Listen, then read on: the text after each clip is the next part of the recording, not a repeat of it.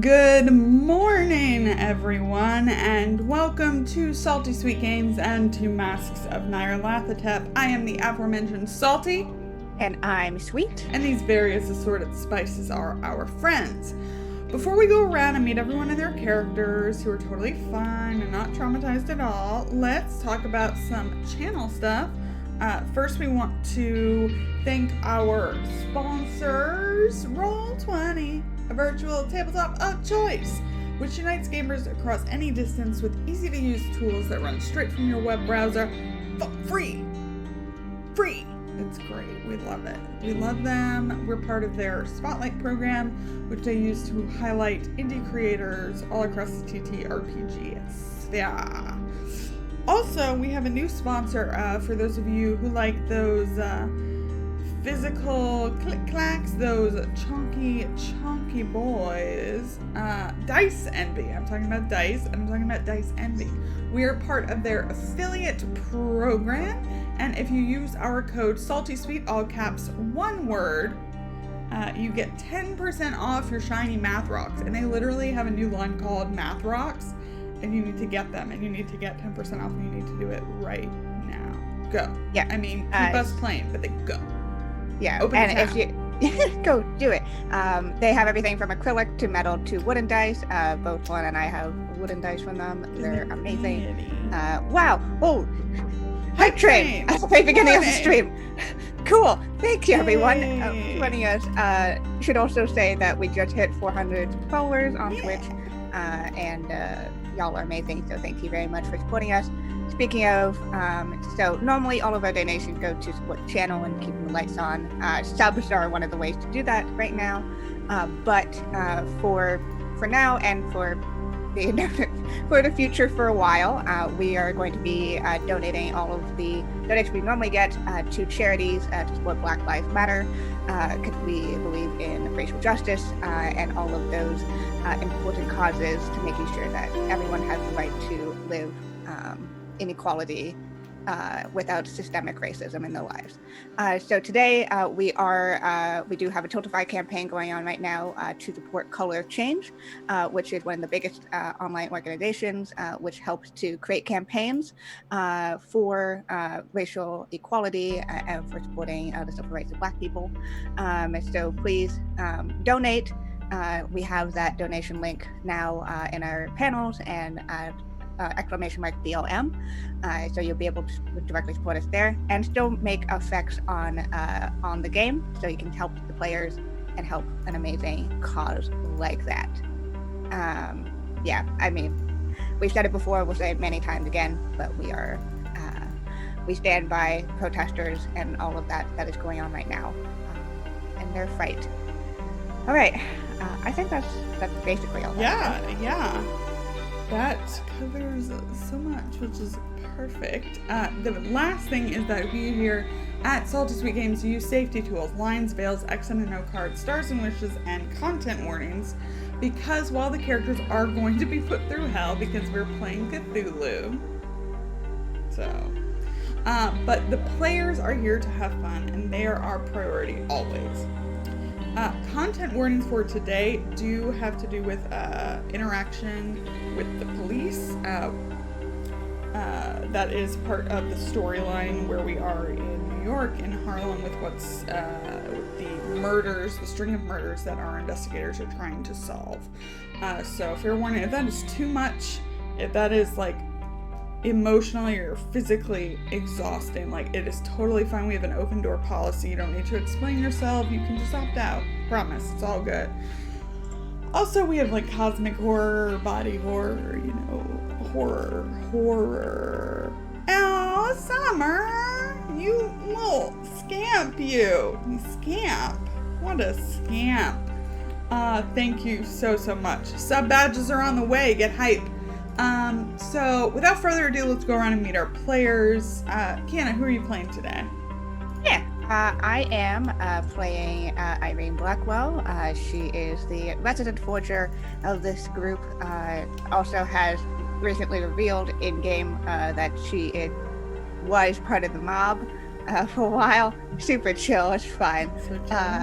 Also has a secret kid who is being leveraged again to work for the mob again.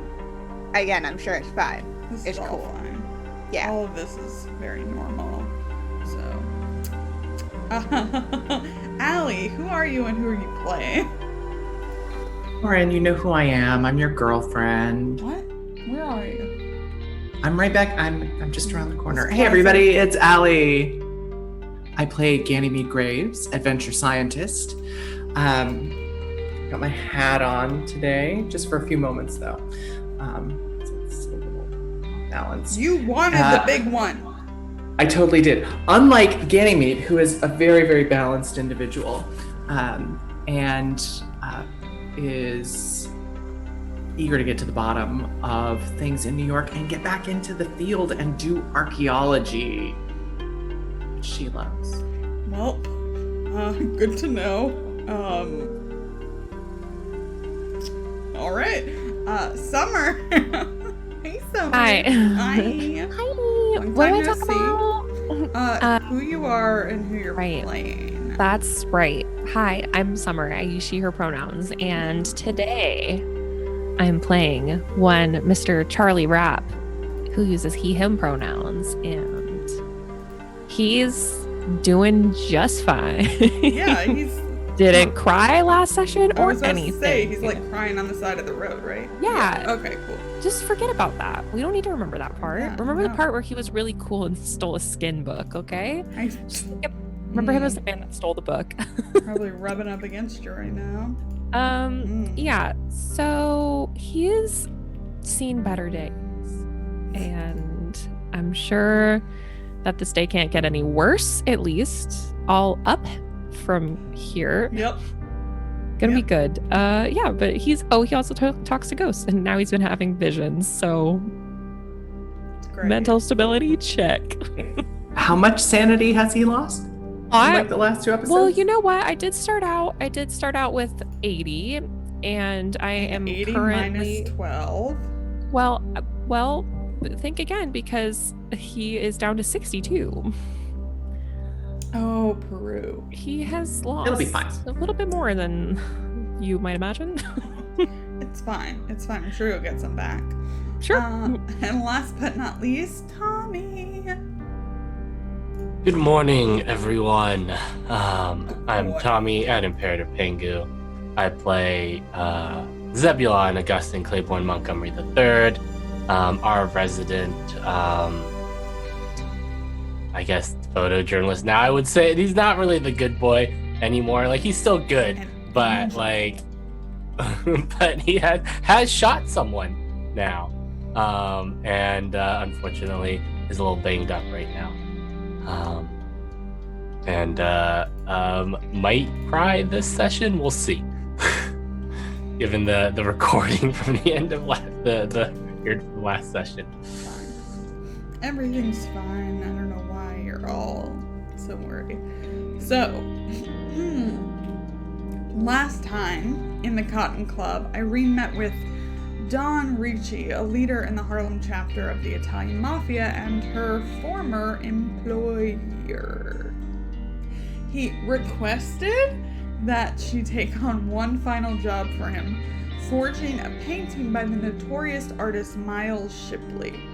The painting depicted a processional scene in ancient Egypt, one with human sacrifices. She agreed, especially after he threatened the safety of her family.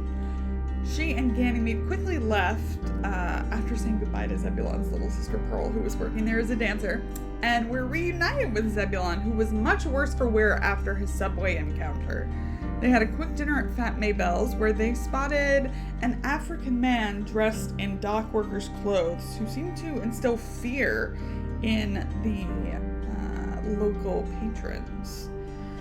Meanwhile, Charlie experienced more visions, hallucinations that seemed to be from other periods in time, some with former flames, and one with Irene that perhaps could be from a potential future.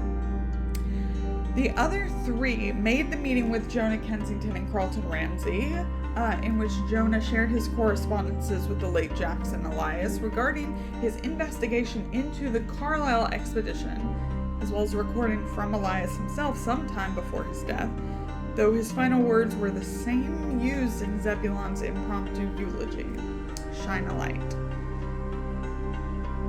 And that's right where we're going to pick up. There is a silence that hangs in the air.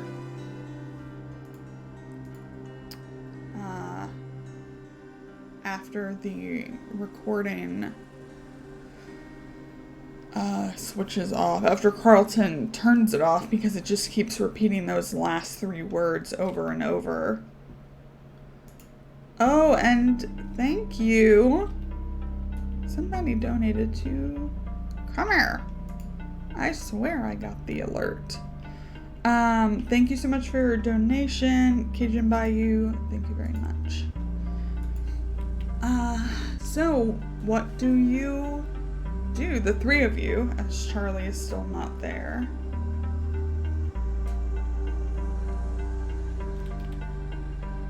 Ganymede is very quietly weeping.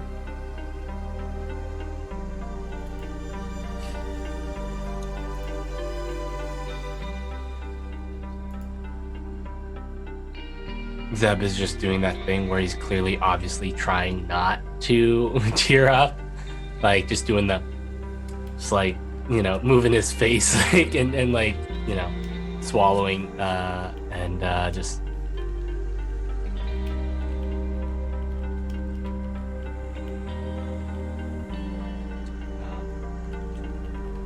Now, was there anything else that we needed to look at? For the first time, Carlton clears his throat and actually begins to speak. He was quiet while Jonah was going through all the letters. But he has his portfolio, as previously mentioned, from which he took out the recording. Now he sits near Jonah and takes out several papers.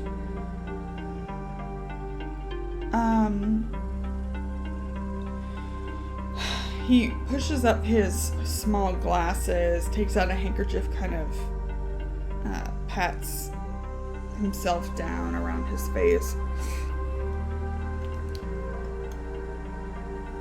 So I have, Jackson gave me full power of attorney, and I have the authority to liquidate his assets. I've been instructed to use these assets to create and manage a fund.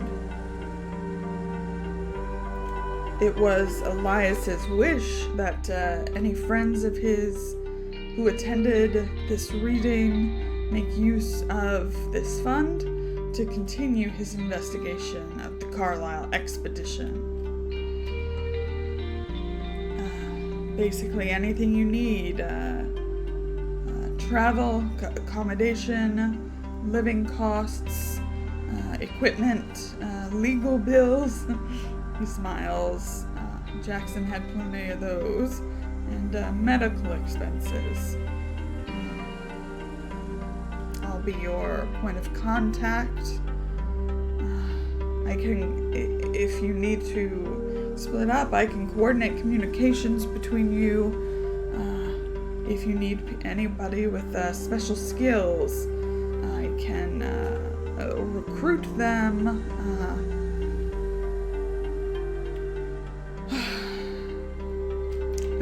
The total value of all this comes to a little over $50,000. And at the time, that is so much money. That is so much money. I don't think, like, none of you are badly off, obviously. But, like,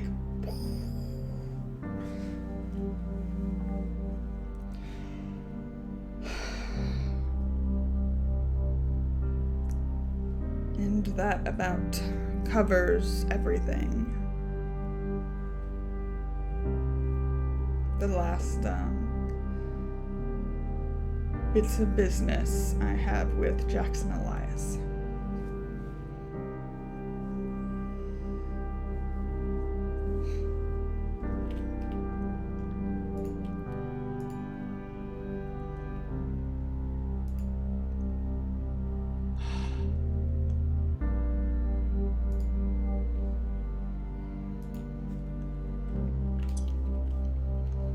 Guess.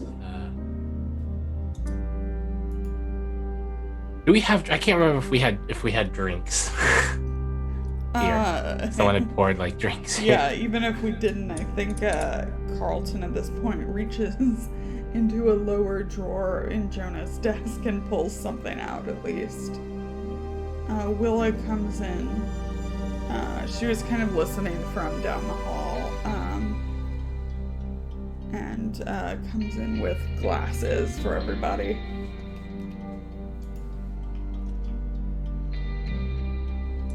Zebulon will thank her and take a drink.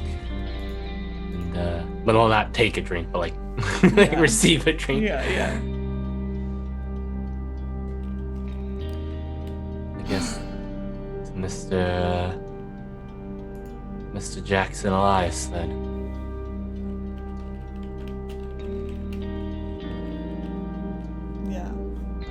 Downs it in one go. Yeah.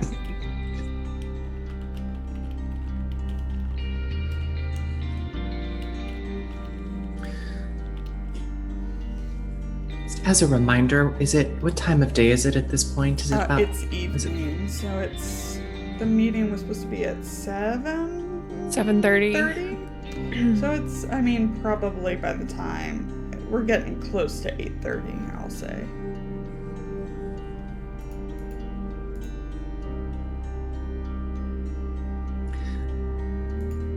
Ganymede joins in the toast, but just takes a sip of her drink and then takes a deep breath. Well, it's been a very long day. Thank you all for your assistance with all of this. She looks to Zeb and to Irene. I think I'll be going. Should we gather in the morning, perhaps?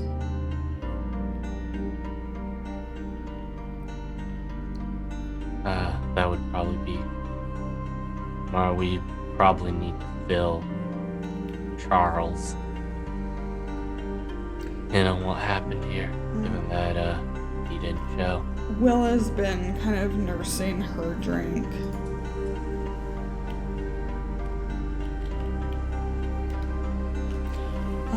And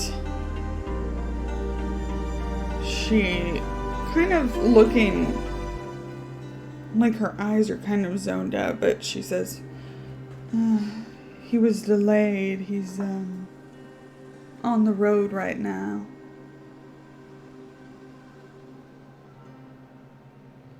I think he'll be headed back to his hotel. He's safe though. And she takes a big gulp.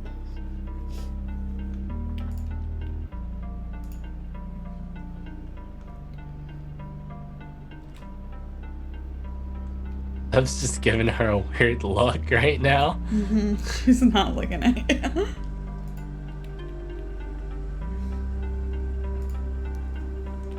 Did she call you from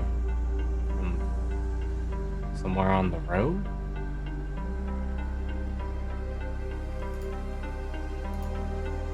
She finally kind of snaps out of it. Yeah, I just got off the phone with him.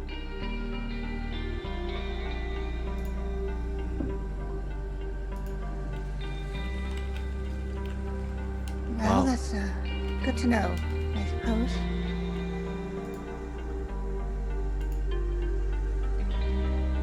Well, then I think I will also call it an evening. Thank you all very much. Again, my condolences for your loss. I'm sure we'll be in touch soon.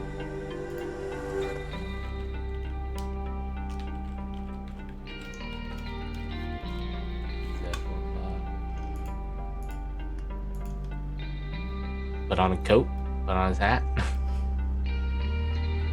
head outside. Ms. Blackwell, it's Carlton calling you back. Yes.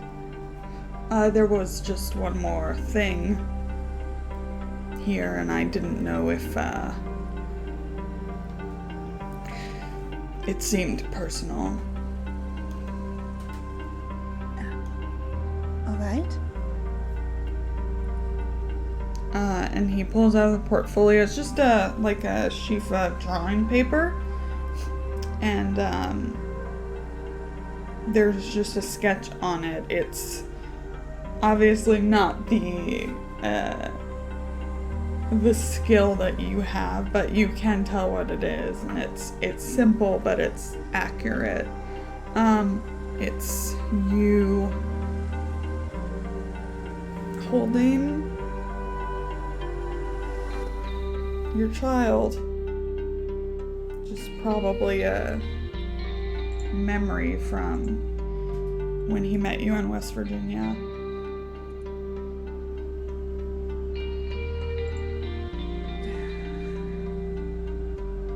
I think Irene looks down at it and she gives this small smile.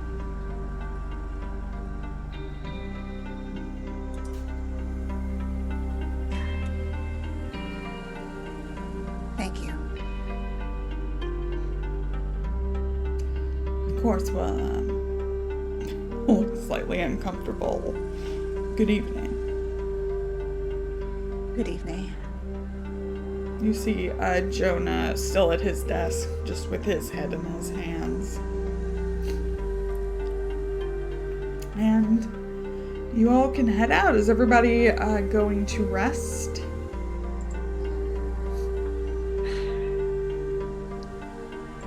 I think Zebulon goes to, to a bar somewhere and gets a drink. He's not getting wasted, but he is. What part of town do you go to? For no particular reason. The worst part. Worst part. Probably somewhere closer to the office. Probably somewhere a little closer to sort of where he rents the place. Yeah, I'm not sure what part of town the office is in. If the office is in a very nice part of town, then probably not that part of town. I would not be with you.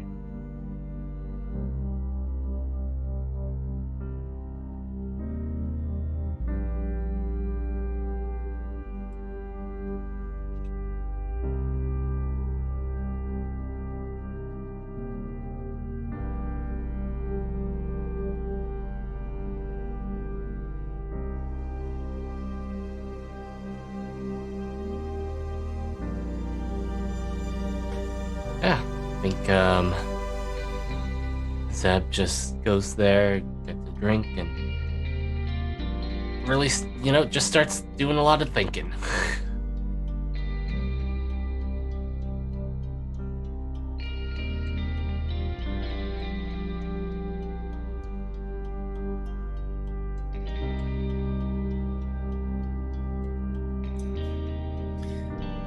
Ganymede's grandfather was a founding member of the Explorers Club, thank and you. so I'm sorry, I was muted because I had sneezed.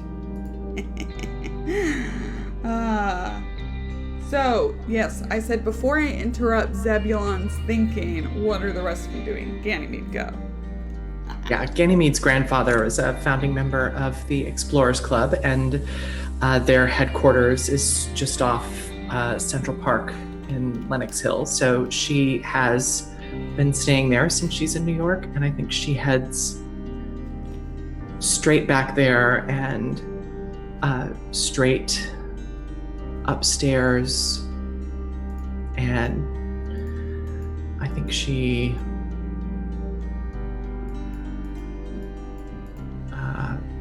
I think she's just very distraught at having heard Jackson Elias' voice again in that way, and so she goes to kind of falls into a restless night's sleep.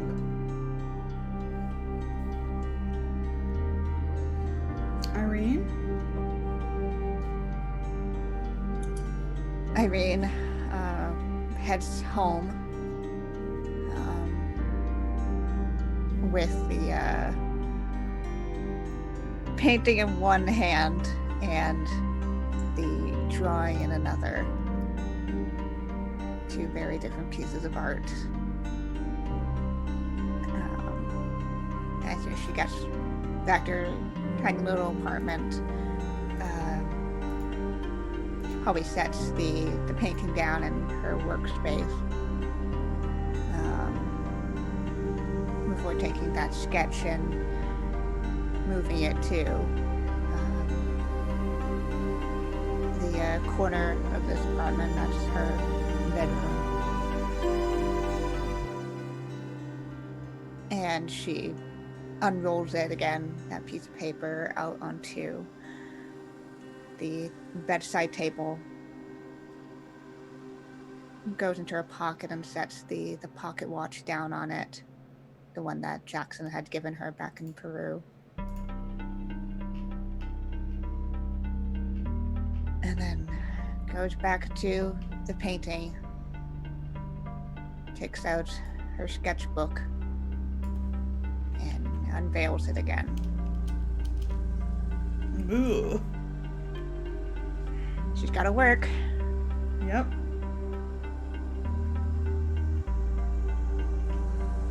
Excellent. All right. And Charlie, where do you head?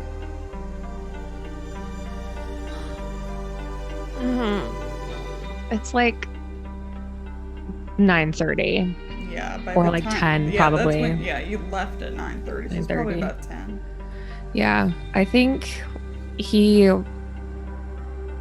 just goes back to the hotel. There's so much that he like wants to do, obviously, but I think he's just like emotionally drained, and so he just goes back to the hotel and goes up to his room and just crashes, still wearing all of his clothes probably. Zeb, I'm only going to interrupt your thinking briefly to have you make a spot hidden. Probably nothing to worry about.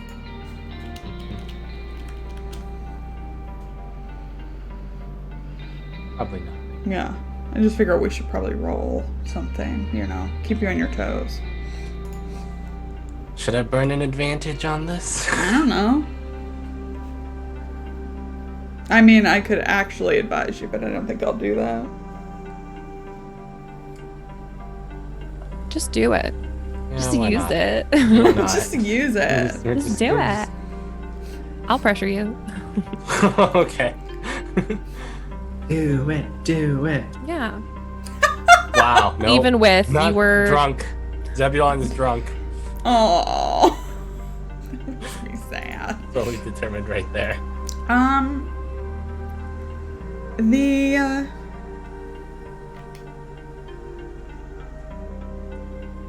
night passes. You don't notice anything out of the ordinary.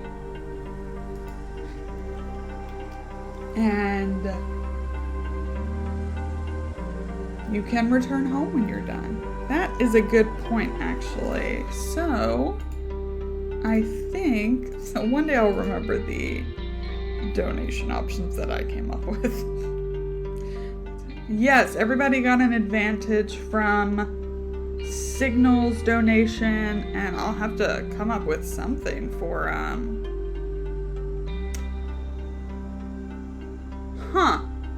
I think with the 100 donation, I know who Cajun Bayou is.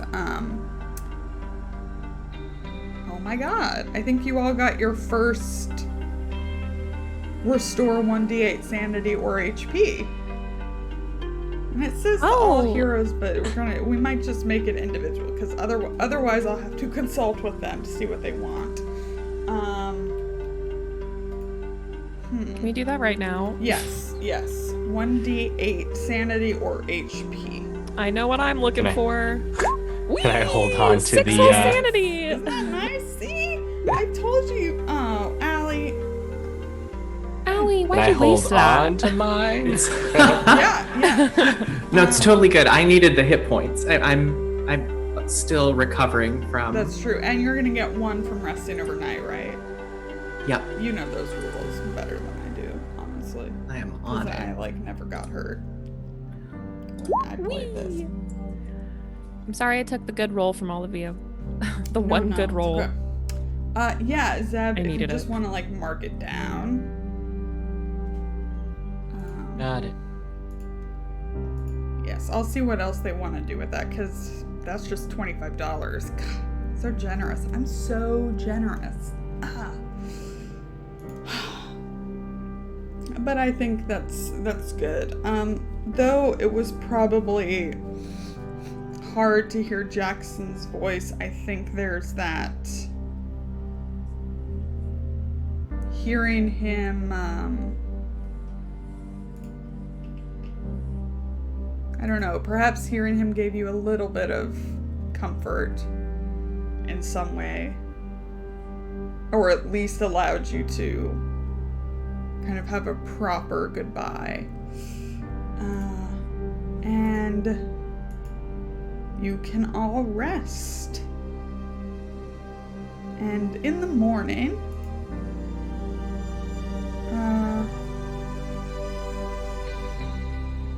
I think the plan was to reconvene at Charlie's.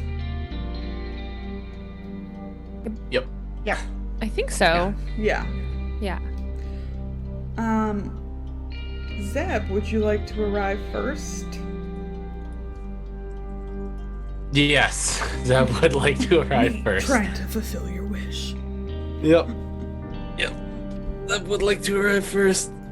With a little bit of a hangover, I guess, apparently. But I think Zeb's pretty used to waking up early, so now no longer sleeps in. No longer can sleep in.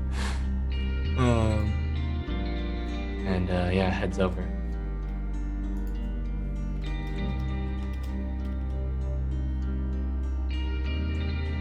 Okay, Charlie, I'm sure you hear a knocking at your door way too early.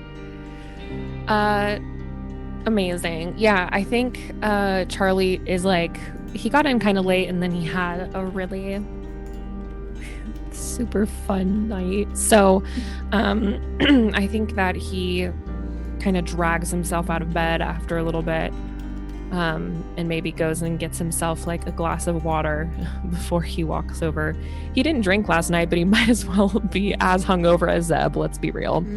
And he goes over to the door and kind of opens it up, and is definitely looks very much like he just woke up, Zeb. Yeah. You look like you got ran over by a train.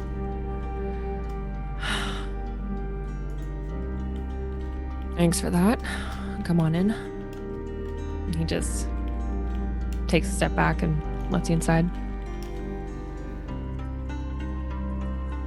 Zeb steps in.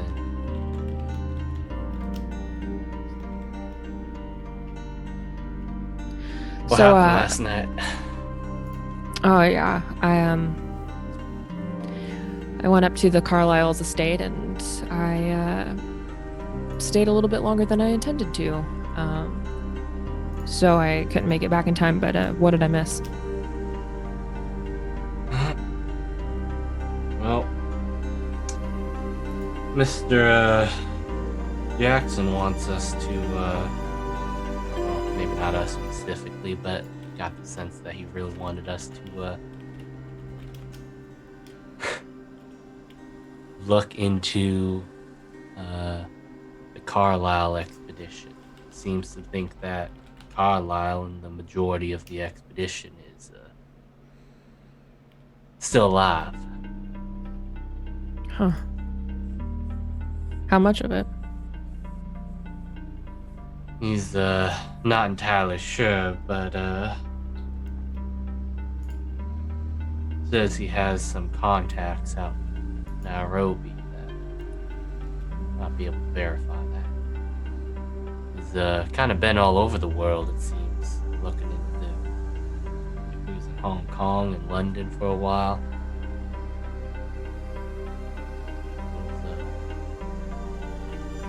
He's really digging into this. And now it's up to us to really dig into it, huh?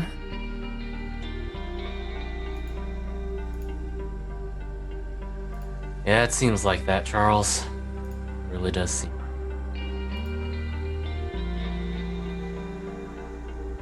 He finishes his glass of water and kind of goes back over the pitcher to start filling it up. And I think he's like, it's very clear that he's not like tense or anything, but he's definitely like thinking for a moment about what he's going to say next.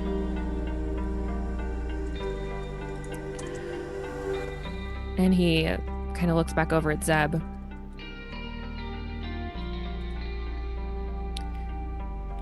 I think we should talk. I think we should as well. Does Zeb look hungover? Um, Or is Zeb like Zeb looks baby? banged up. Is the Oh, thing, yeah. right? Like he's probably I don't like I mean he's definitely still got like some scrapes. Yeah. Probably like that you can see. I mean he probably looks a little hungover, but probably Yeah. not as bad as Mostly, Charlie. yeah. Yeah, I think he just gets out takes one of the other glasses that's sitting out on the table and pours a second glass of water and kind of walks over and hands it to you. And then sits down at one of these chairs. Like he's got like a little dining area. It's like suite basically. And he kind of gestures to one of the other chairs for you to sit. That will thank you for the glass of water and wander over and sit down. So I guess I don't know what you know about what happened. You know, why we decided to split. Or why she decided. We're talking about that. Yeah, we are. Well, it seemed like you weren't really around very much recently.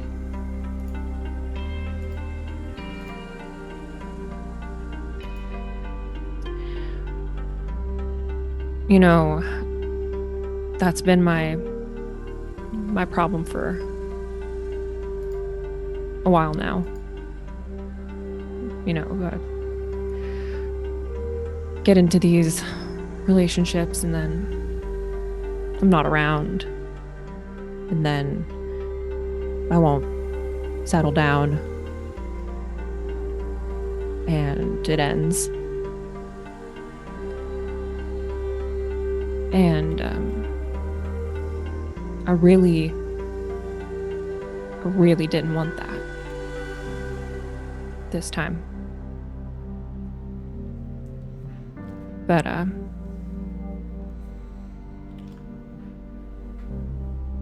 guess part of me can't really help it.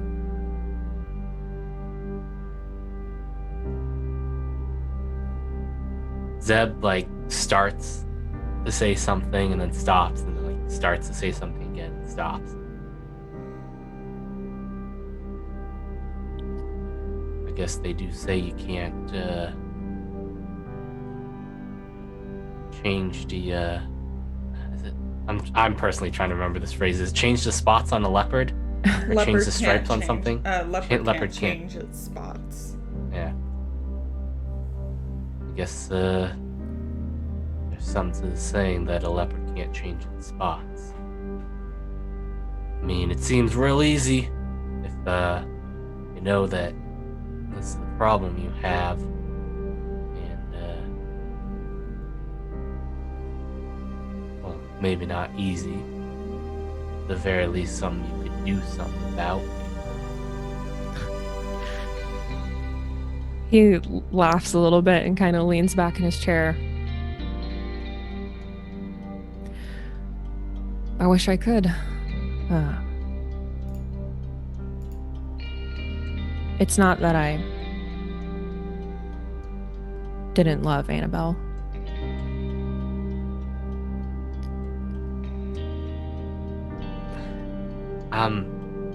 The funny thing is, I'm not even mad for Anna's sake. She can take care of herself just fine.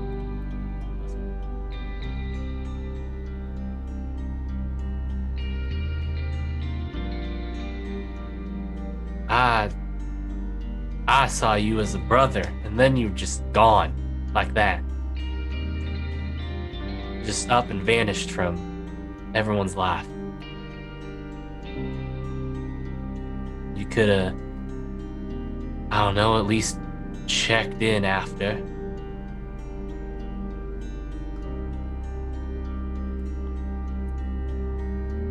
You're absolutely right. I should have. But I was feeling sorry for myself. And I'm really sorry, Zeb. My feelings about you and your family are the same as they've always been. You know, I never had siblings, and my parents didn't really give a shit what I was doing.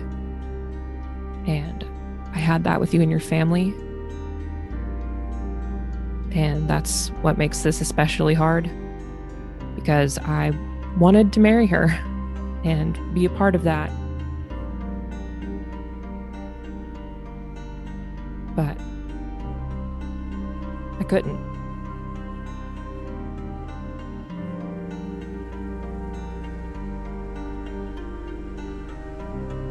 Zeb takes a long probably finishes the glass of water.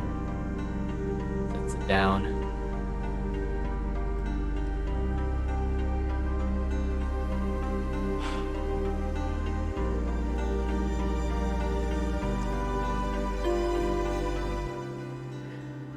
Well,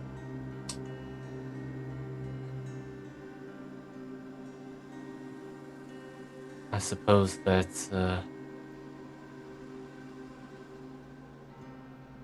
you're lost. You'll never find a girl like Anna again.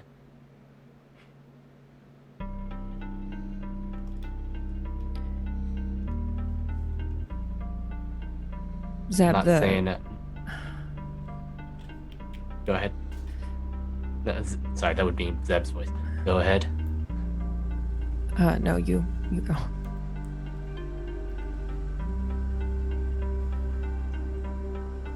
I'm not saying that.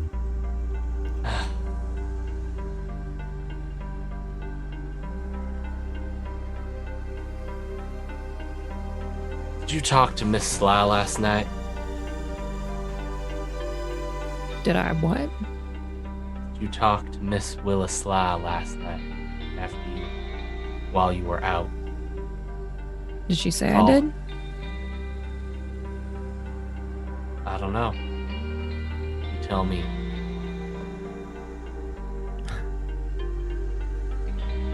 No, I didn't.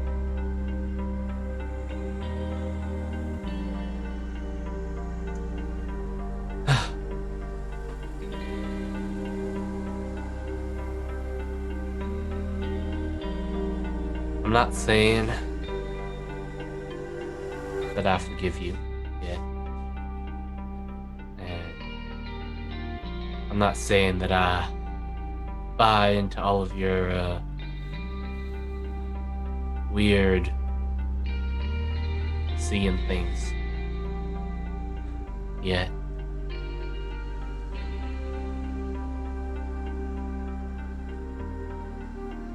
For the moment, I am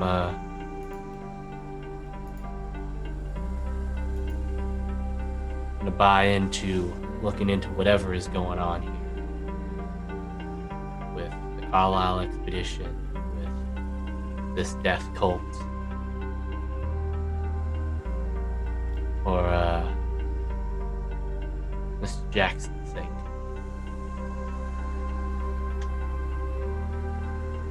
I think you will too, and so will Miss Graves. Well, Ganymede. So will Ganymede and Miss Blackwell. I don't think any of us can leave it alone. So we might as well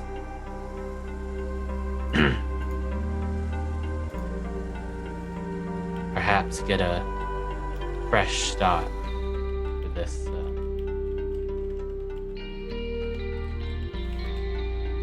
little investigation.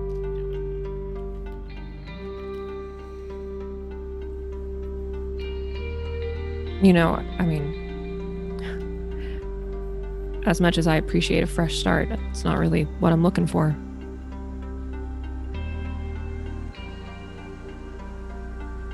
What are you looking for, Mr. Rapp? You know, I don't want to forget about everything that's happened. And you have every right to be mad at me for as long as you want. I don't need you to pretend like nothing happened.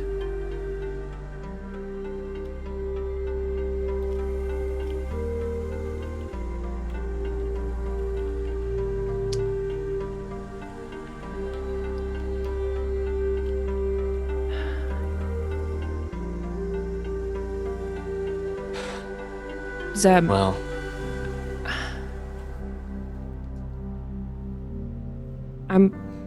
I want to tell you something that I don't know will make things better. But I hope that it explains parts. I'm in love with Irene.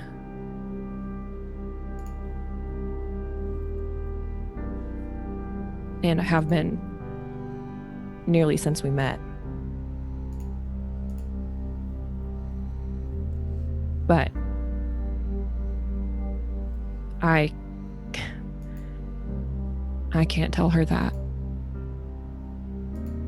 And I've tried to get over it. I've tried to change. But I can't settle down because I'm checking in on her.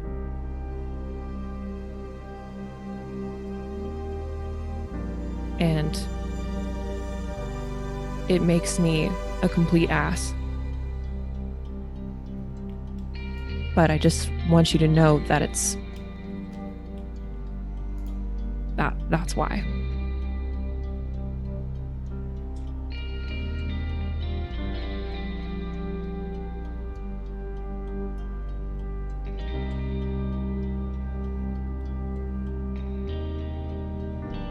Seb just kind of looks at you for a moment.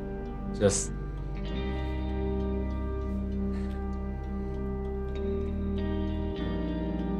Well... Shit.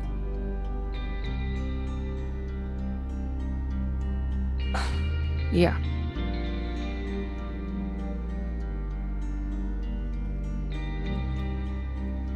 And... Why can't you tell her? That's not what she needs me to be.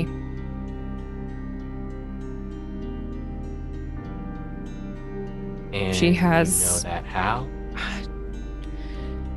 She has enough shitty men in her life that want more than friendship with her.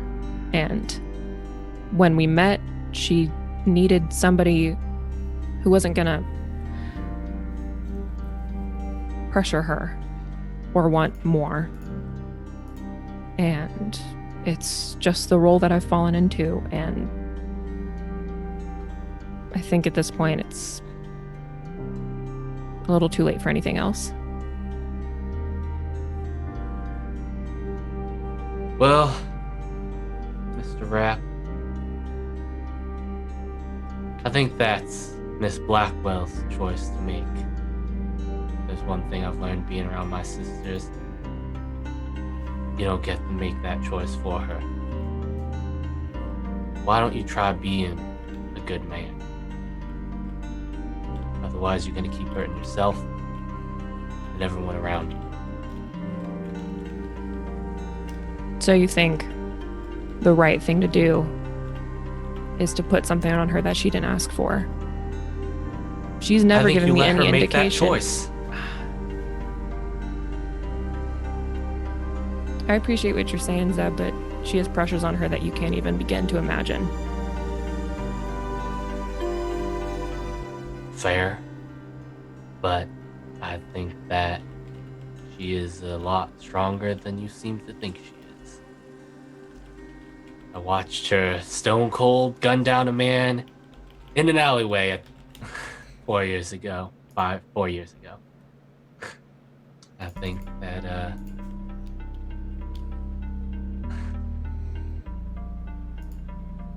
that she can handle it, and I think that I don't think she'd want you to be hurting either. I'm far past hurting about it. Are you though?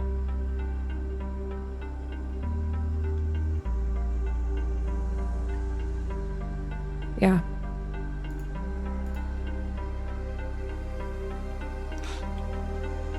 Well, I've said all I can say on this.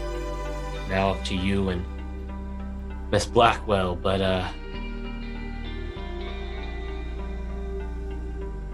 if it were me, I'd tell her. And Zeb is going to stand up. I'm gonna go wait down in the lobby. I think the others will be showing up here soon. You may want to get cleaned up before they arrive. Yeah, he just nods, but he doesn't get up from the chair.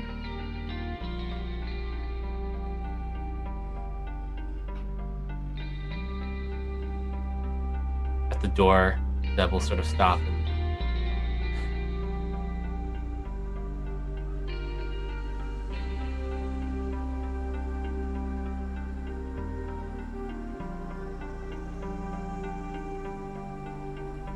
we're always our own worst critics, Mr. Rapp.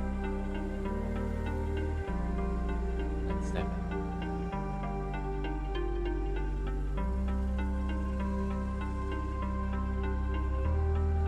Yeah, Charlie's gonna get changed and look like a decent human being. And I think it's not too long until Ganymede and Irene arrive, and you're all together again down in the lobby of the Waldorf Astoria.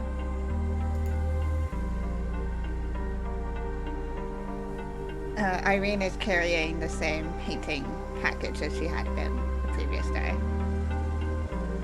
Carrying it with you? Yep. You know, needing to show the other. Oh, right. Everyone should have a look at it. Yeah. Well, Yeah. not exactly that, but needing to be like, hey, this is the thing. I think everyone should look at it deeply. Yeah. Zeb's just in the lobby, cup of coffee, newspaper. Good morning, Zebulon.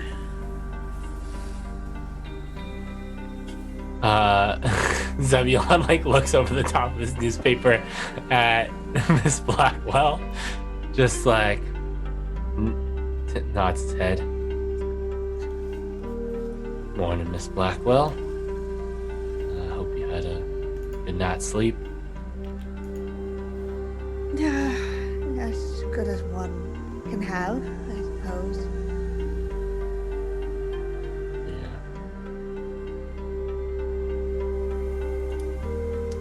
I see that, you still have that painting on you? Yes, wanted to, talk to all of you about it. And, it's one of those pieces that verbal description doesn't quite encompass it. Must really be something then. Irene had like an expression that comes over her face. With it looks like she wants to say something, but she doesn't. And instead just kind of nods her head. Ganymede shows up at this point, I think. She's got a heavy turtleneck sweater and a pea coat on that she's unfastening as she comes into the lobby. Well, good morning, everyone. It's quite a brisk morning, is it not? Winter in New York. Reminds me a bit of our time in Patagonia, Zebulon. I don't know, I think that wind in Patagonia was a mite colder. I think you're right. Where's Charlie? Is he joining us? Has anyone checked in on him this morning? It was getting cleaned up.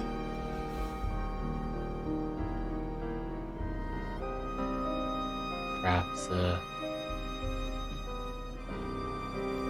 if we want to wait for him here or head on up. I think that this should be seen in a more private setting. Kind of gestures with her head towards the painting. Well, perhaps we should head upstairs and use his room then.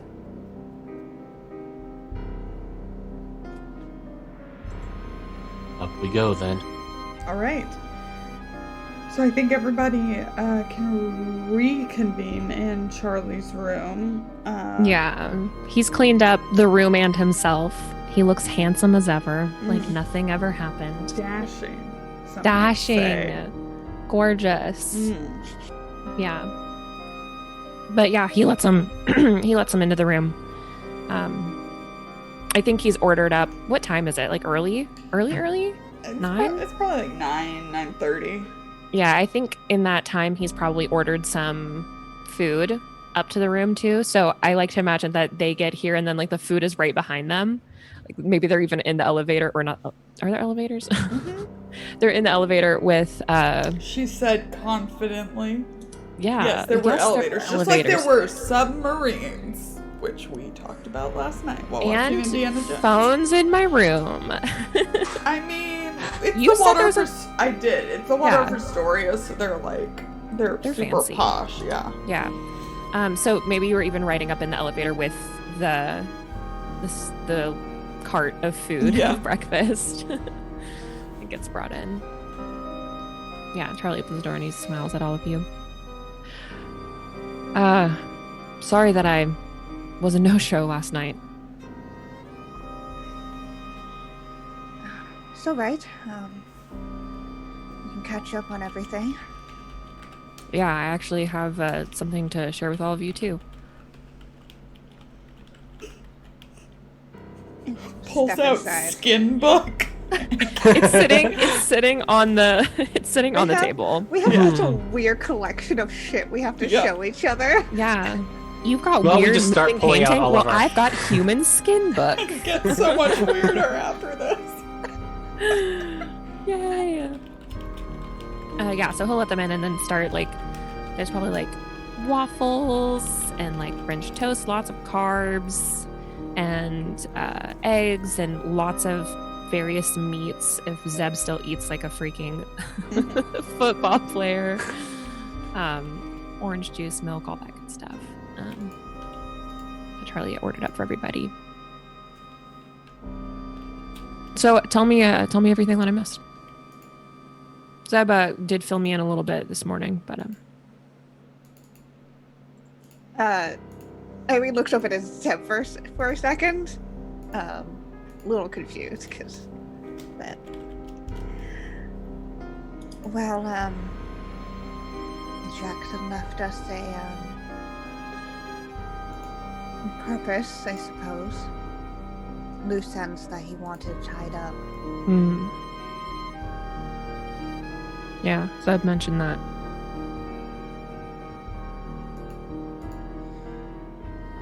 Something about the Carlisle expedition.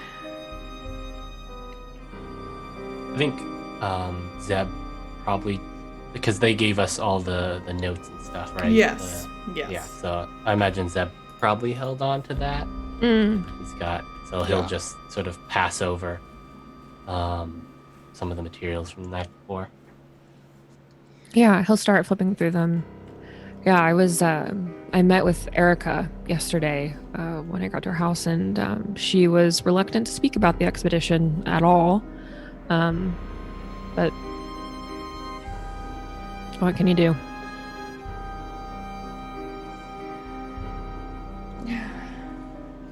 And on top of that, we have some financial support from Jackson's estate for pursuing this.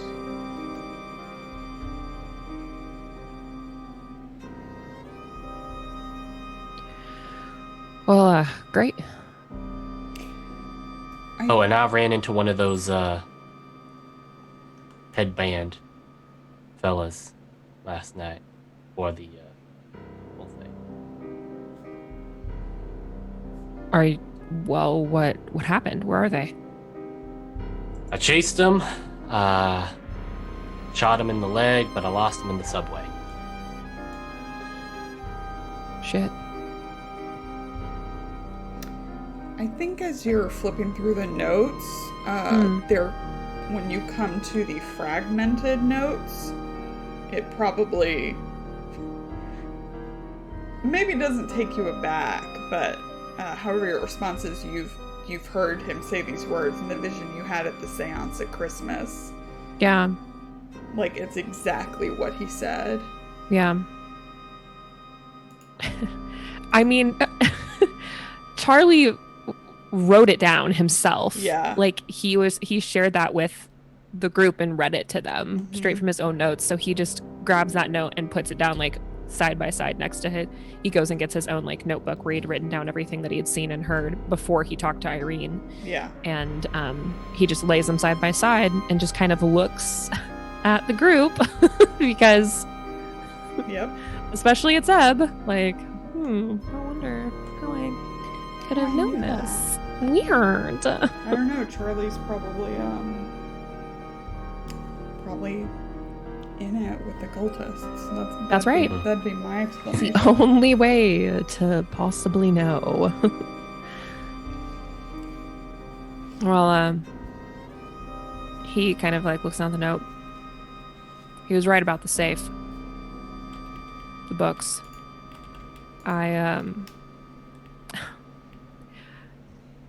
There were three, right? 3 books, right? There Or were 4? there were 4. What? Are you sure about? Yeah, No. you're probably right. I wrote down all the books, so Let me scroll back to the books. let's see. Hold on. 1, 2, 3, 4. You're right. There was a poem book. Mm-hmm. There was a Pentecotic manuscript. Yep. There was a French book, and then there was a human skin book. Yep. You took the human skin book. I did. It was the small one. Yep. Yeah, and he says there were 4 books in the safe, and I tried to get out with all of them. Erica didn't actually see me take them. but she's suspicious of me, to say the least. So I could only get away with one. And he kind of taps the one that's sitting on the table, the small human skin one. That's actually why I was gone so long. I was trying to take as many notes as I could about all of the books. I knew that she wouldn't let me leave with all of them, and I barely got out with this one, so I did the reading so that she wouldn't have to. I do think that they would be valuable to have, but I don't see her handing them over anytime soon, especially after what I did.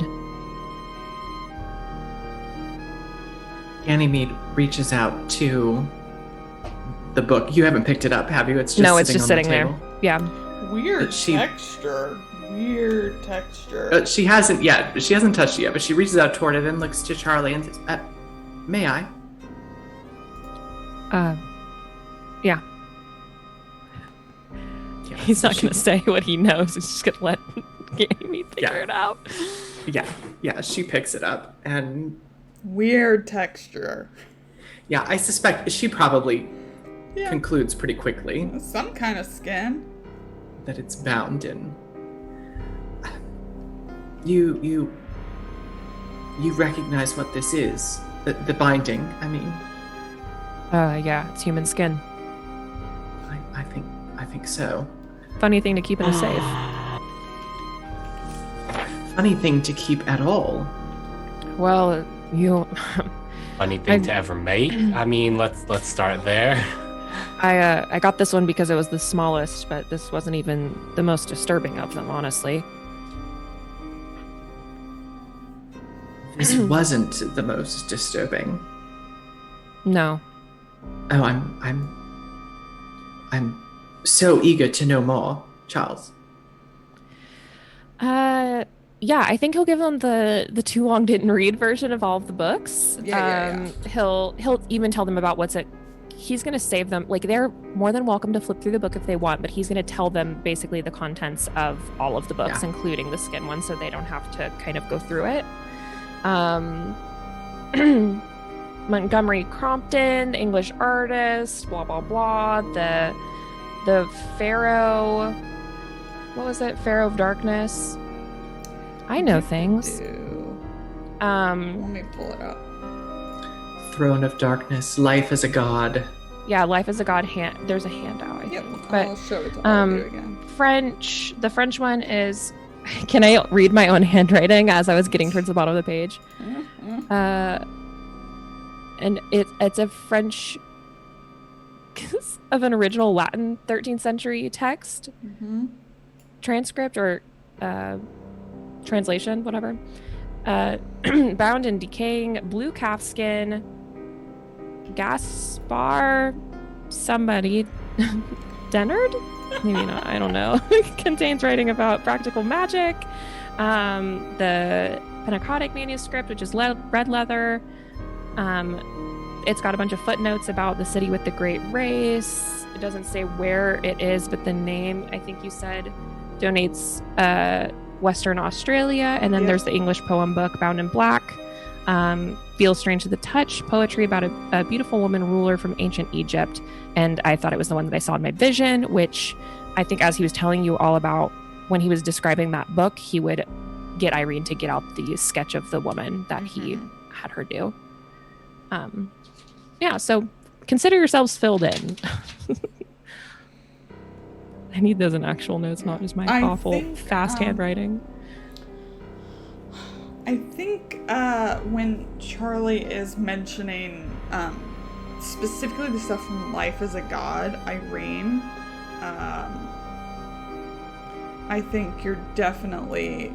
I mean, the painting you have is of an Egyptian processional scene.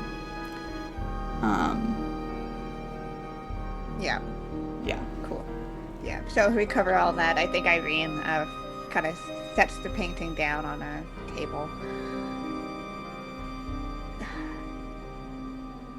I had a feeling it might be connected, but it's a stronger feeling now. I got asked to replicate this painting I can't remember the artist's name. What's the heck's his name Miles again? Shipley. Thank you. Apparently a fairly well-known modern artist by the name of Miles Shipley. And, fortunately, got, caught up in some work to copy a painting by this artist. I received the original to do so, and it's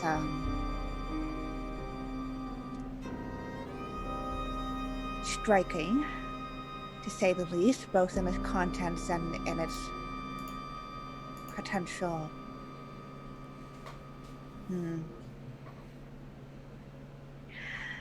resemblance to what we've been talking about.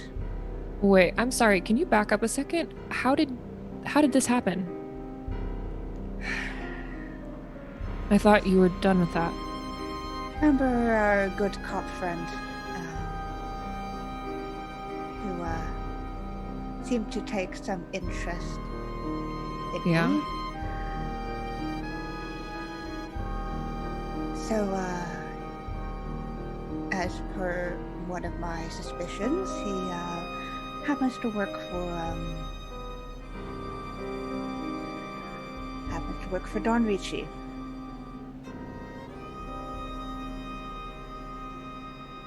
Charlie is like mad. Mad does not fully describe how he's feeling, but he's keeping it. Keep it inside. Keep it inside. It's okay. It's fine.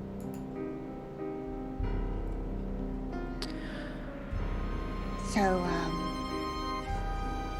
he managed to catch me in Ganymede while we were on our way to investigate one of the loose ends. And, well, made me an offer I could not refuse.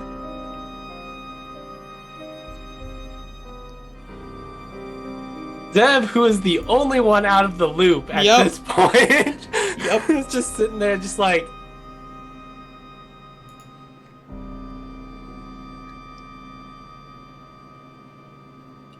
I'm sorry, who did this cop work for? Exactly.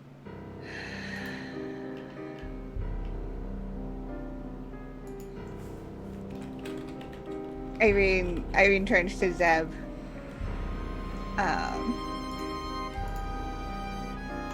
don't know if she looks guilty, but she looks like she feels bad.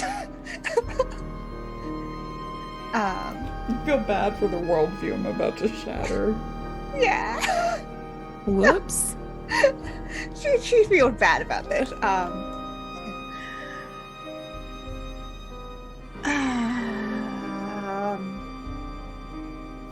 Right,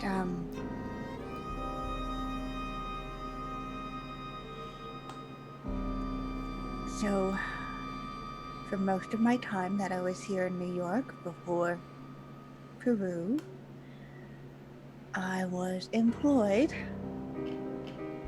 as a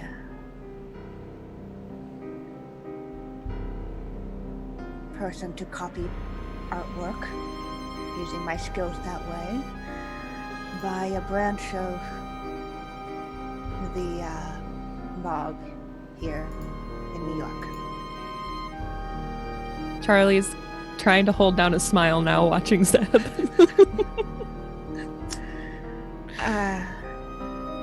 My reasons for being so cautious about talking where I'd come from in Peru comes from the fact that I was running away from said work. Oh, no. A lot of stuff now make a lot more sense now. That just... Yep. It's something that I thought I washed my hands of about 4 years ago. But... Yep, no. Some things make a lot more sense now. Alright, so you sort of not really work for the mob again? They are blackmailing me to do another piece for them. And there's no way out of this one. It's about home. Right. Okay. So how long do you think you need? I gave him 3 weeks.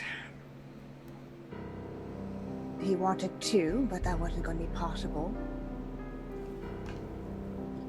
3 weeks? Irene, you can't stay here for 3 weeks. We must leave practically immediately. There are a few more leads to follow up on here, but certainly not 3 weeks. And then she looks to the others. We are investigating the Carlisle expedition, aren't we? We are. But if it's about her home, then we don't really have a choice here, Ganymede. Well, I'm not going to pick the dead over the living. but they're at least Jackson believed that they're not dead. Charlie, if they're But Jackson's still dead. alive.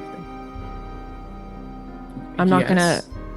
going to put Irene or her family in danger for him. We're doing this because he asked us to. Other than that, we have no ties into this. We could walk away. I respect that, Charles, but I don't think I could walk away. I'm not asking you to. And I don't think that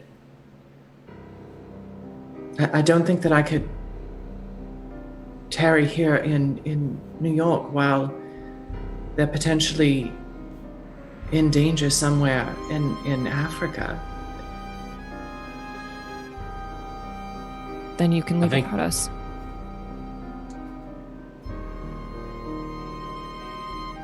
Ganymede, I think we have more than a few loose ends to tie up here. We have a death cult that is out here killing people. That we don't know where they are, what they're doing. We got an innocent man in jail. He's probably going to be put on death row unless we clear his name. He's got a wife who really wants him back. And these are the people who killed Mr. Jackson. I understand, Zebulon, and these are all critically important tasks, but of all people, I would think that you would understand the urgency. If we had been lost or believed to be lost in Patagonia, for example, and would you have wanted those who had the possibility of finding us to tarry even a moment? There They are, may not. if they may there not was a have serial days, much less murderer weeks. on the loose, I mean, we can play hypotheticals all we want, but Carlisle doesn't even know we exist if he's still alive. It's not going to be hurting for us when he doesn't even know we exist. But meanwhile, there are people here now that need some help. And I want to help those that I know I can help right now.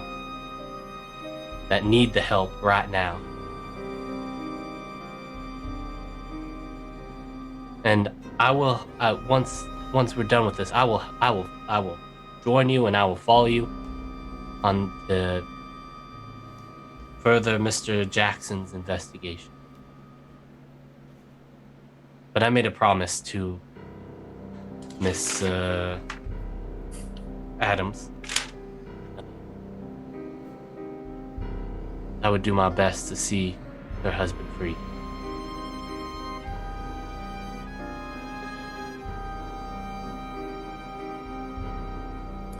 You notice that Ganymede is breathing kind of heavily. And you see tears on her cheeks.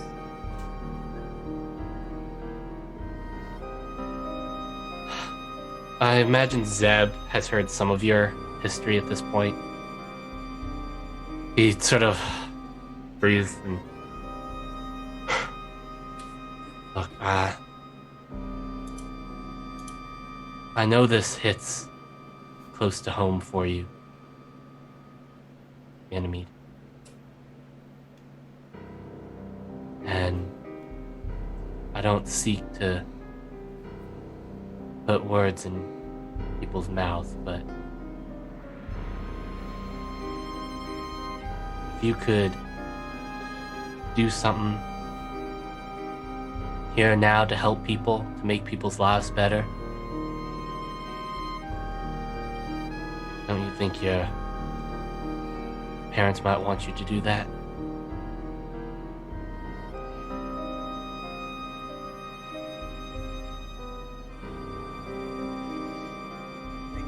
Ganymede just stares at you for a few moments, and there's almost a coldness that comes over her.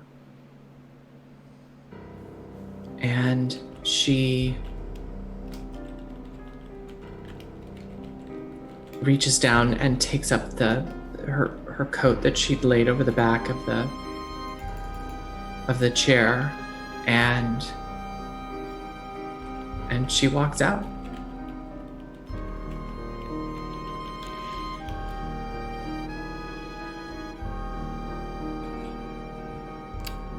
Where's Ganymede headed?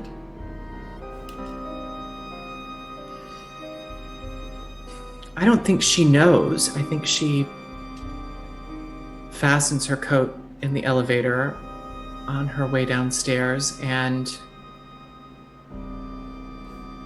steps out into the street. It's a Sunday morning. I think she just walks. Yeah. What do the rest of you do? I think Charlie kind of looks between the two that are left. We'll give her a little bit of time. I think she'll come around. Yeah, this just hits real close to home for her. Yeah, it is.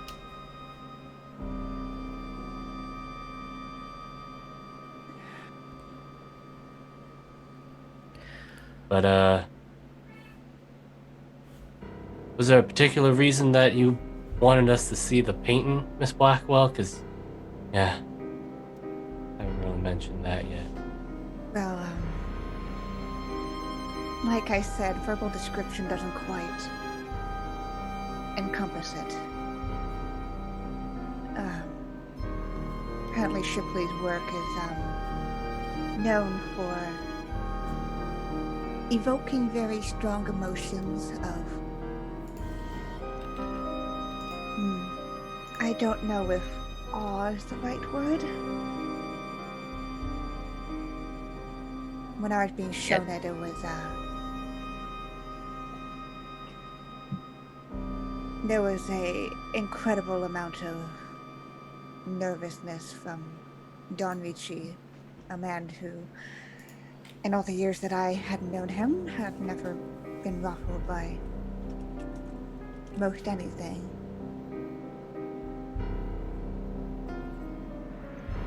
It's not a pleasant painting. But as you were talking, that book, and she looks over to the skin book and just kind of has a look. There's something about it that just something feels like a connection.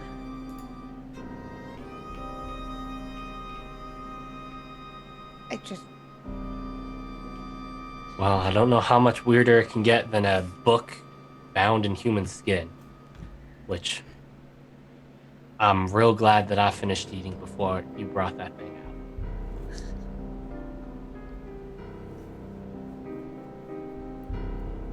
right.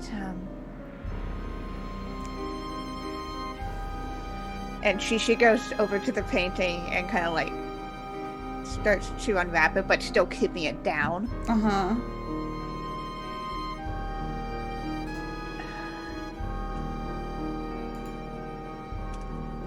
She feels some weird responsibility with this thing, but she didn't experience anything super negative when she looks at it, so she wouldn't be able to know whether this is gonna have a bad effect or not. And so she just kind of right, and she will lift it up for the other two to look at if they want to. All right. Yeah, let me look at that bad boy. Yeah, why don't you two make your sanity checks now? I'd love to.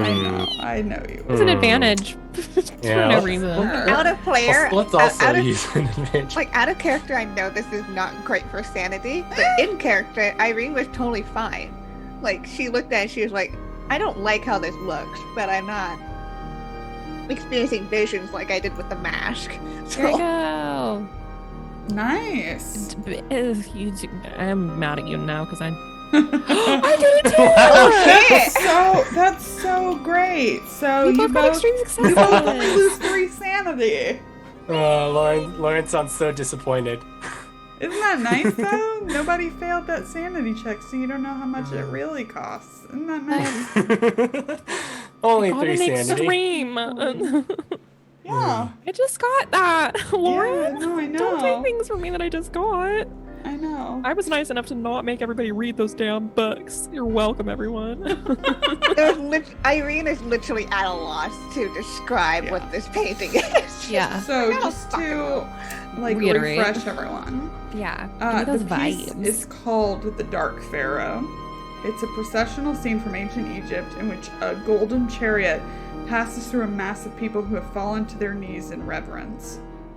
Atop the chariot is a pharaoh dressed in black and gold robes whose face is turned away from the viewer. I remake a spot hidden. Behind the figure, 2 men have been impaled on stakes, eviscerated, their internal organs hang down to the ground, and are being eaten by a pair of jackals. Hard success. That face turned a little more again. You said this piece was called The Dark Pharaoh? Yep. Is that on this anywhere, or would Irene know that? I think Ricci mentioned it. I think Ricci mentioned it, and with most paintings like this, it would have been put in pencil on the back. Yeah, if it's yeah. being sold. So Yeah. Yeah. Yeah, I think that would obviously spark Charlie's Pharaoh of Darkness that he read about. Yep. Right? Yep. yeah, Different. it's basically why phrasing Irene there. was just like, I feel this is weird, weird connection. That is one very disturbing painting.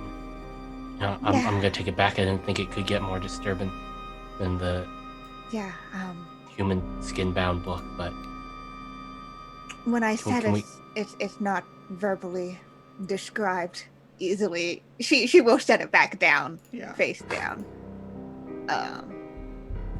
I was not exaggerating about that.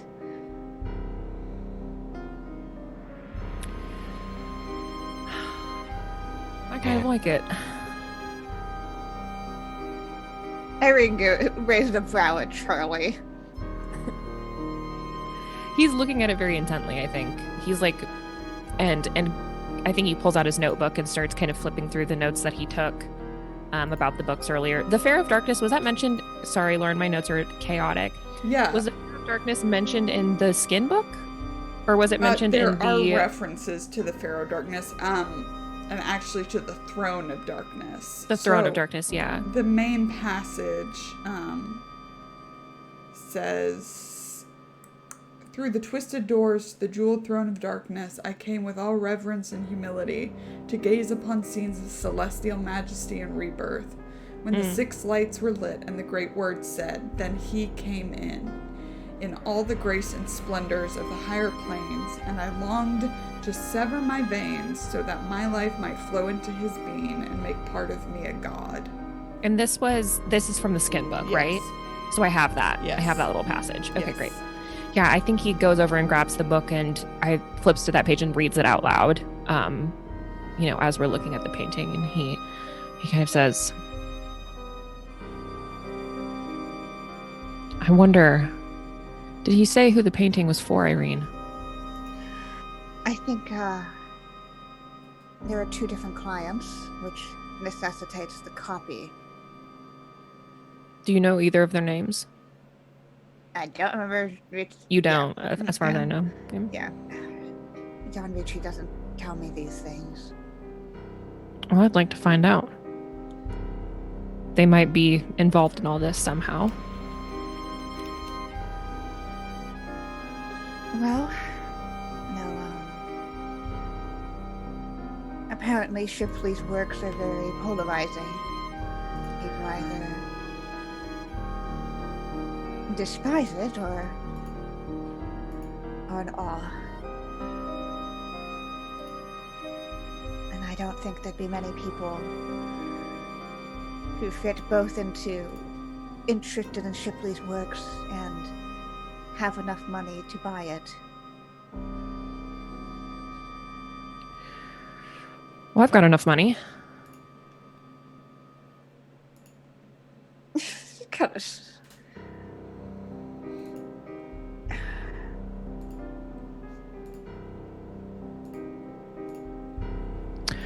Maybe, Lauren, do I recognize the name Shipley? I mean, how into art is Charlie? On a scale from like 1 to 100, probably like, Yeah, I mean, you might have heard the name, like, Can I roll just to see, just in case? Maybe I'm super familiar, who knows? Maybe his weird shit. Maybe like, it could be through my parents or something, you know? Okay, Who what do you knows? want to roll? I don't know. Is there I have a praise. I don't know if that's helpful. I don't know what things do. Art history. Is there a there's a history roll, but I don't know about art history. Yeah, How do I just know things? I'm gonna say because either Irene or Ganymede is the most likely to have any. He's never left London. He's relatively new. I think you may have read about him, but I don't think you're more likely to have met him than those two. He's definitely That's not true. like a society guy. Yeah. I was just thinking maybe I don't know if Annabelle would have mentioned him or been into the art scene at all. She might have been. Maybe. I just want to know basically if I recognize the name and know that he's London based. I think essentially. vaguely, yeah. Yeah. Yeah, you can definitely know that. Yeah. I think he just kind of says, I could see maybe if he has any other works for sale, could have our family lawyer send over a message, let him know that we're willing to pay a generous amount of money, something of the sort. I mean, I'm trying to think of like what the best way, because obviously Charlie did work for the mob a little bit. Charlie does know Don Ricci. Yeah. He did hire you. Yeah, he did. Like 6 years ago to make sure all the time. We hung out. We were friends. Yeah. I talked to his dead relatives for him, Lauren. Read my backstory. No. I don't read your backstories. I didn't write one, so it's not on you. Okay, I thought I was like, no, you didn't. No, this is literally me and Key's like headcanon. Okay, that's not written cool. anywhere. That's how they met. Well, they met because Charlie Right. was going to work for the mob to do readings and also debunk other psychics that were being brought in. And they just really liked him because why wouldn't you? Yeah, right. Which was Don Ritchie's, called in for Don Ritchie's wife. Gotcha. Who passed on and wanted some to see if he could contact her. Got it. Yeah. Understood. Yeah. So Okay, I think weirdos. What are you doing? Yeah. I think basically, well, nothing really. Charlie's going to call his family lawyer. Okay. Whose name is Mr. Lawyer Man. I swear to God. Lauren, can you name him? No. Anyway. No. Leon Stout. Amazing. Charlie's gonna use the hotel phone to call his lawyer to get in contact with Shipley to see if he has any shows coming up or any auctions coming up. And basically he's just trying to get in touch on, he wants to meet with the artist. Like, he's going to tell the lawyer that he's a huge fan. He'd love to meet with them, blah, blah, blah. Okay. And then something I'm not going to do, but definitely going to think about doing, is getting in contact with Dawn just to be like, hey, heard you had these paintings and I want it. I want to know, because he wants to know who they're going up against, who the other purchasers are. Okay. That will all be in the works. Like, yeah. We've got 3 weeks. Yeah, that's true. Yeah. So I will you file that away and remind me later. Speaking of reminding you later, I would just like to take this moment to remind you that I do need a useful item. Right. At some point, I wrote it down. No pressure, but I do need that eventually. Mm-hmm. Good. There's a compass that leads us exactly where we need to go.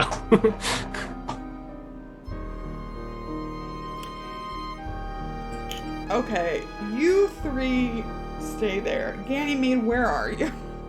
Please, help me. Yeah, Ganymede she's walked for a while. I forget where the Waldorf is relative to like Upper Manhattan, but I think she's walked for a while. I think she eventually makes her way back to where she's staying at the Explorers Club. And what part of town is that in? It's just east of kind of the middle of Central Park. Okay, yeah. So like Lenox Hill, uptown. And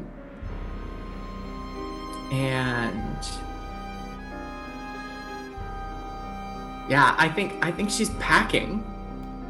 Okay. She's packing her stuff. Where is she planning to go?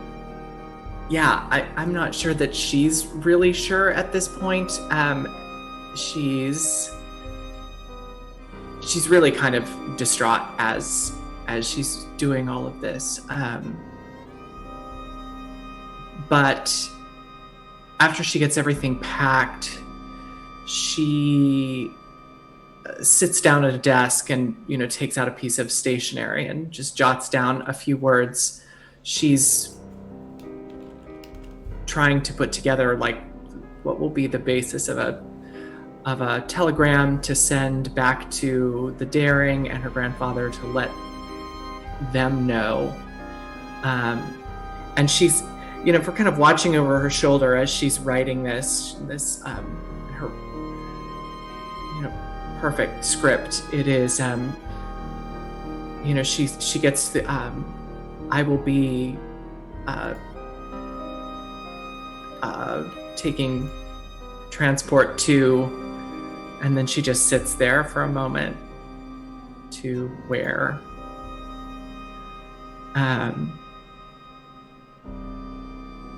and she takes a deep breath and lets it out, and then she writes London, and plan to depart no later than midweek.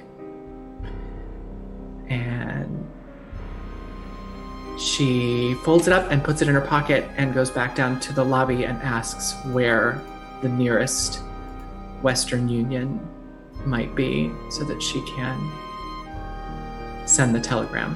Oh, I'm sure the Explorers Club can do it right there. So she'll send that off, and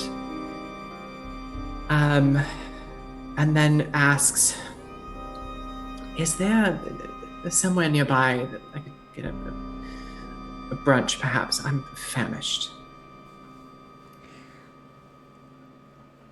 I think that's where we're going to end today's episode.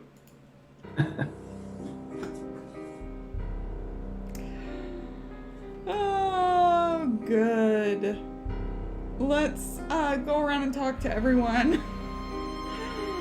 Starting with Dear Zebulon, Tommy.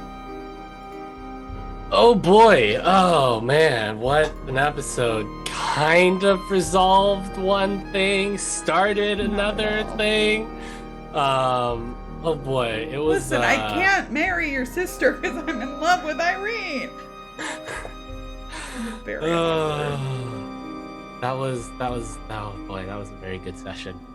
Lot of feelings out on the plate here. That was great. That was great. I am Tommy at Imperative Pengu on the Twitter sphere. I do tabletop RPG stuff and video editing stuff, such as the intro for this show. Other than here on Saturday mornings, you can find me starting next Friday at 6 p.m. Eastern over on Encounter Roleplay, where I'll be running Eclipse, an Urban Shadows campaign set in Los Angeles. It's gonna be great. I'm super excited. It's with a great cast and crew, and follow me on Twitter to find out anything else I'm doing. awesome. And Summer. Hi. Hi. So fun. So fine. Everything's great. Yep, Love totally. it. Yeah, I am Summer. You can find me on Twitter at Just a Summer Job. That's where I tweet and retweet about everything that I've got going on. Obviously, you can find me here every Saturday. You can find me on Off the Table. That's off_the table on Twitch, Tuesday through Friday, every single week, starting at 6 PDT. Playing a bunch of different games. We have a bunch of finales coming up, so please come hang out with us. I have a podcast. I'm in multiple podcasts, but I have two that are released bi-weekly from each other every Monday. Those are both Urban Shadows. So if you love Urban Shadows, please go check those out. That's Cape Lorelei and East Cedo Beach. And then I'm on a last week actual play podcast called No One Further. And it is, I'm a socialite in space. Social media influencer, but in space, on a spaceship, and also aliens. So come watch me take down aliens with the power of social media. Incredible. The dream. What about you, Allie? Hey, everybody. God, what an amazing episode. So much emotion. I love everything about it. And as you are my friends, you all know that one of my very favorite things to do when playing Pulp Cthulhu is to split the party halfway around the world. So we'll see how that goes. We'll see how it goes in the next 3 days while I have to get that look. Yes. I love you, baby. You can find me on Twitter at Allison Robinson with 2 L's and a Y. These days, I am mostly using my Twitter feed to amplify the voices of people of color, especially Black and African American people.